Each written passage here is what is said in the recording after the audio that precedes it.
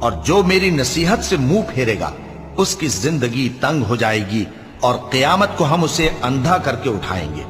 وہ کہے گا کہ میرے پروردگار تو نے مجھے اندھا کر کے کیوں اٹھایا؟ میں تو دیکھتا بھالتا تھا۔ اللہ فرمائے گا کہ ایسا ہی چاہیے تھا، تیرے پاس ہماری آیتیں آئیں تو تو نے ان کو بھلا دیا، اسی طرح آج ہم تجھ کو بھلا دیں گے۔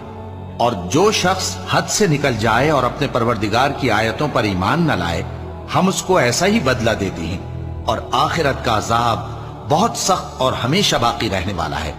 تو کیا یہ بات ان لوگوں کے لیے موجب ہدایت نہ ہوئی کہ ہم ان سے پہلے بہت سے فرقوں کو ہلاک کر چکے ہیں جن کے رہنے کے مقامات میں یہ چلتے پھرتے ہیں؟ عقل والوں کے لیے اس میں بہت سی نشانیاں ہیں۔ اور اگر ایک بار تمہارے پروردگار کی طرف سے پہلے صادر اور جزائے اعمال کے لیے ایک میعاد مقرر نہ ہو چکی ہوتی تو نزول عذاب لازم ہو جاتا۔